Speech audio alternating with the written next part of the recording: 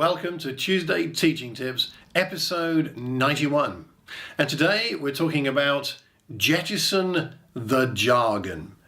Throw it out, get rid of it, cut it out, do away with the jargon from your lessons. Now, if you're privileged enough, as I am often, to teach and preach the gospel, to be able to use this amazing book to bring God's message to people, then one of the things that we need to do is get rid of as much jargon as we possibly can from our lessons. And I think it's a challenge because once you've been doing this a while, you get to use the same phrases time and time again. And also we get into a context sometimes where we're with people we know who understand our jargon, at least most of them do, and we don't understand the significance of the barrier that jargon can create for those who aren't part of our circle. Now, a year ago or so, I was listening to a video by a chap called Donald Miller, who runs StoryBrand. Very interesting chap. Good book I'm reading of his, and some very interesting videos. I'd encourage you to look them up to help you with understanding the issue of story. But he said one of their taglines, if you like, or their slogans in their company is, "If you confuse, you lose. If you confuse, you lose." Now, there are lots of things that can cause confusion in our audience when we're speaking, but one of them is the overuse of jargon. Phrases, catchphrases, words, and ideas that are understandable to yourself, and perhaps even to the majority present. But for those who are fresh, new in the church, or are visiting your congregation, or who are investigating Christianity, jargon is a real problem.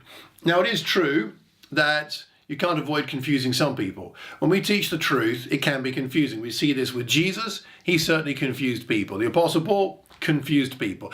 It's okay to confuse people, but it should be for the right reason.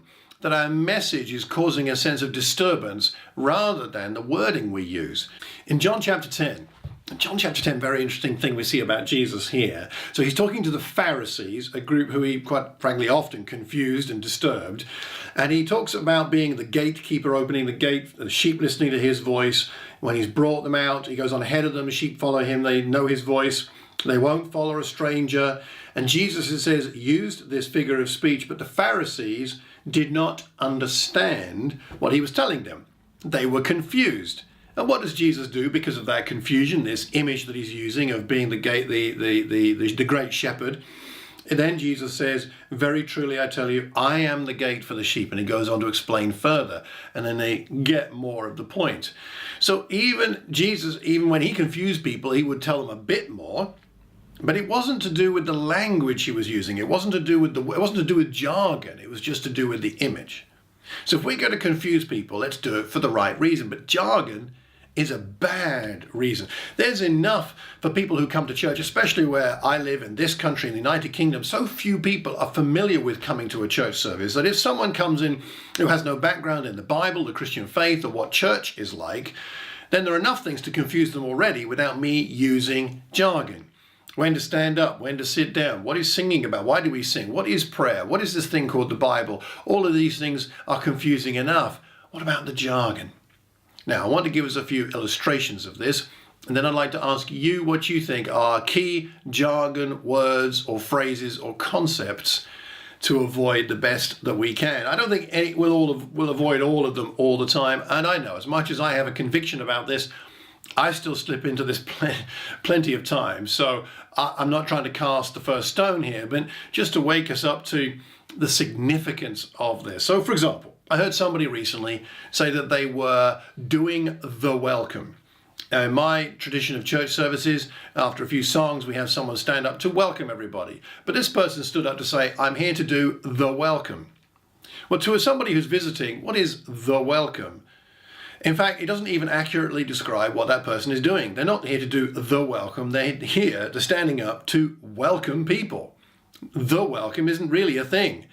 It's welcoming and then praying, which is the point. So the welcome doesn't mean anything. It's just a label. Similarly, the communion. Often people stand up to say, "I'm here doing the communion." What is the communion? Again, to someone visiting our congregation, they don't know what the communion is. Better to stand up and say, I'm here now to talk about what Jesus did for us on the cross. Let's get into the point of it, rather than the communion. The Eucharist is even a more difficult word, I think, for people who visit us. Anyway, that's another one. What about, oh yes, again, in my congregations, we often do something which people call the Hope Talk. And that's a talk where people talk about Hope Worldwide, a charity we love to support, or about helping the poor and the needy. But again, the Hope Talk doesn't mean anything to someone who's visiting. And in fact, it's not a helpful phrase. I'm not here to do the Hope Talk. I'm here to talk about hope worldwide. Or I'm here to talk about the attitude Jesus had towards the poor and the needy. Let's leave out that phrase, the Hope Talk, or the poor talk. Again, doesn't really mean anything to visitors. So the welcome, the communion, the Hope Talk. Another word I think is difficult. Now, it's a very valuable word, but a difficult word for people who visit is disciple. I don't think we should not use that word. It's in the Bible and it is meaningful in the right context. But I'm sure I've said it myself, but I so often hear people talk about the fact that before I was a disciple, I da-da-da-da-da-da, or I became a disciple.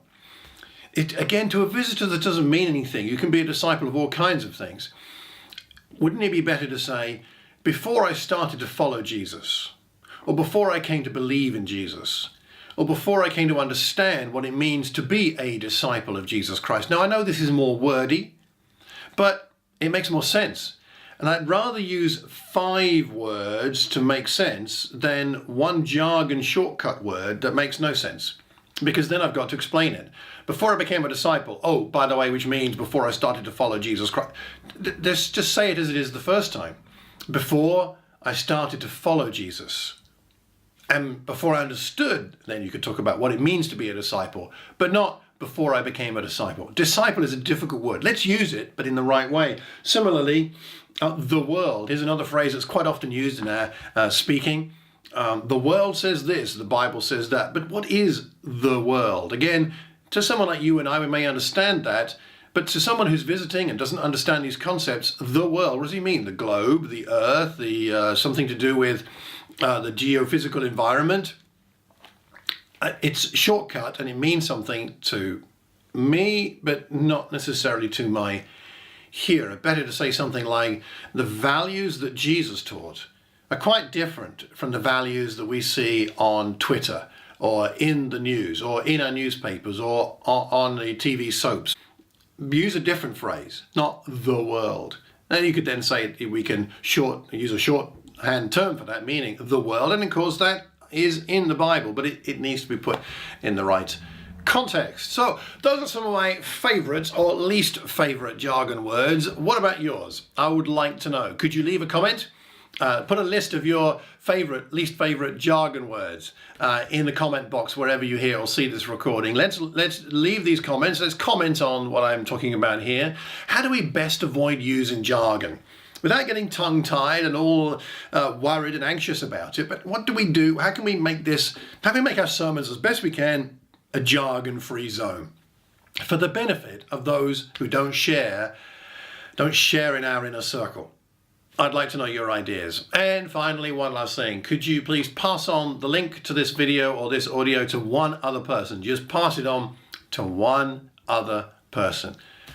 Okay, my friends, let's jettison the jargon so that we don't confuse. Because when we confuse, we lose. But when we confuse our hearers, they lose. Until the next time, I hope you have a terrific Tuesday and a wonderful week. God bless.